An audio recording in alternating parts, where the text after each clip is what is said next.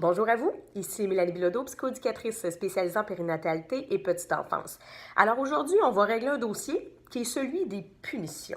Et là, je mets des gros guillemets à côté de punitions. Chaque semaine, les parents me disent dans mon bureau, Mélanie, qu'est-ce qu'on peut donner comme punition à un enfant, par exemple, entre 2 et 5 ans, parce que c'est la clientèle avec laquelle j'interviens. Bon, alors on règle le dossier, on ne donne pas de punition. C'est merveilleux, hein? Les punitions, ce n'est pas efficace. Alors là, écoutez-moi bien, je ne suis pas en train de dire qu'il ne faut pas donner de conséquences, qu'il ne faut pas recadrer un comportement qui est jugé désagréable et qu'il ne faut pas donner de cadre et de discipline dans une maison. Hein? C'est très différent ce que je suis en train de vous amener aujourd'hui. Je ne veux pas lire de commentaires du genre « OK, on en fait des enfants rois aujourd'hui en 2018 ». Ce n'est pas ça. Au contraire, un cadre, une discipline, des règles, des consignes claires dans une maison, c'est essentiel à la sécurité de votre enfant, à son sentiment de sécurité et aussi au lien de confiance qu'il va avoir vis-à-vis de vous. OK? Mais les punitions en soi, alors une punition, c'est une sanction. C'est quelque chose d'extrêmement désagréable qui vise à augmenter le malaise chez une personne. Hein? Ça ne fonctionne pas chez le tout petit. Parce que oui, on va lui créer un malaise. Par exemple, si on l'envoie dans le coin retrait pendant 5 minutes de temps, à le laisser se désorganiser, à faire une crise, ou si on lui enlève sa doudou ou son jouet préféré, c'est sûr qu'on va créer un malaise. Mais est-ce que l'enfant va davantage apprendre quel est le comportement qui a été désagréable, mais surtout, quel est le comportement qui est attendu? Alors, j'ai lancé mon bol de céréales par terre parce que j'étais pas content, parce qu'on m'a dit non, par exemple, pour manger du chocolat en dessert. Je prends mon bol, je le lance par terre. Moi, qu'est-ce que je veux enseigner à mon enfant dans cette situation-là? Je veux lui enseigner que c'est inacceptable de lancer ton bol de céréales par terre ou ton bol de potage ou peu importe. Ce que je veux, c'est que l'enfant comprenne que dans la vie, tu ne pourras pas toujours lancer ta nourriture par terre quand quelque chose ne fait pas ton affaire. Hein? Alors, c'est toujours ça. Dans un premier temps, je dois me poser la question, qu'est-ce que je veux enseigner à mon enfant? Alors, je vais lui enseigner que dans la vie, il y a nécessairement des conséquences aux gestes que je pose. Alors, il y a des conséquences positives et des conséquences négatives.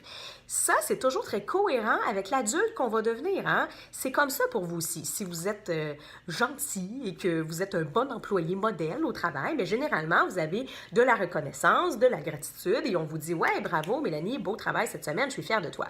Conséquences positives. Si au contraire, je ne me conforme pas au cadre, que je suis un peu délinquant dans mon travail, je ne respecte pas les règles, bien nécessairement, je vais avoir des conséquences négatives à un moment donné. C'est ça que je vais enseigner à mon enfant, que dans la vie, on fait nos choix. Il va y avoir des conséquences positives ou négatives.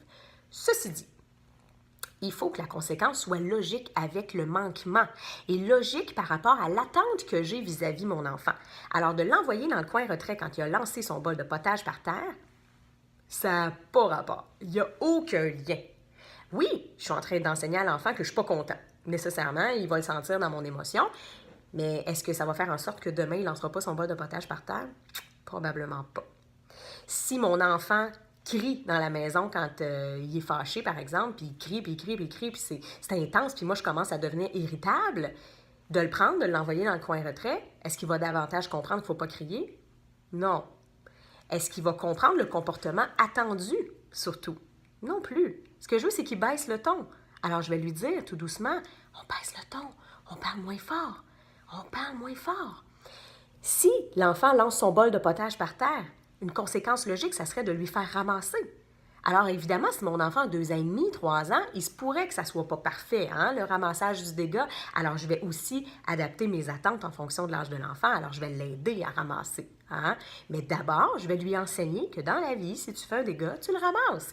Je fais mal à mon frère, à ma sœur, bien, je vais aller le voir et je vais aller m'excuser, je vais aller faire un gros câlin. Si l'enfant est un peu plus vieux, exemple 5 ans, on peut trouver une façon de réparer le geste. Alors, qu'est-ce qu'on pourrait faire pour faire plaisir à ton frère ou à ta sœur? Est-ce qu'on pourrait lui faire un beau dessin? Est-ce qu'on pourrait aller jouer avec lui? On trouve une façon d'enseigner le comportement qui est attendu à l'enfant. Alors, une punition, tout ce que ça fait, c'est premièrement, ça augmente un malaise, effectivement, mais ça nuit aussi à la qualité de mon lien avec mon enfant. Je suis en train de fragiliser ma relation, en quelque sorte. L'enfant, là, dans sa petite tête, n'a pas la capacité de raisonner, de chercher des solutions à ses problèmes, d'évaluer différentes stratégies. Ça se passe dans le néocortex, puis c'est encore en plein développement, là, 0-5 ans. Donc, il est en train de me dire, là, de façon un peu inconsciente, aide-moi donc, je ne sais pas quoi faire avec cette situation-là. Alors, on résume, ce qu'on veut, c'est enseigner quelque chose à l'enfant. Il faut déconstruire ce qu'on nous a appris, parce que souvent, notre génération, on a appris qu'une conséquence, il faut que ça fasse mal, hein? Il faut casser le comportement. Mais c'est pas comme ça qu'on apprend les bons comportements, justement. Hein? Je comprends que dans la vie, si je fais quelque chose de pas correct, on va me dire de me retirer, puis on va me laisser tout seul, on va m'isoler pendant un moment peut-être. C'est tout ce que je comprends. Est-ce que je développe de nouvelles stratégies, justement, de nouvelles habiletés sociales, apprendre à m'excuser, apprendre à dire les choses convenablement, apprendre à réparer mes torts? Non, pas du tout. Alors, mettez ça dans votre petit coffre à outils. Les punitions, ça ne fonctionne pas. Les conséquences, par contre, enseignent quelque chose à l'enfant. Voilà.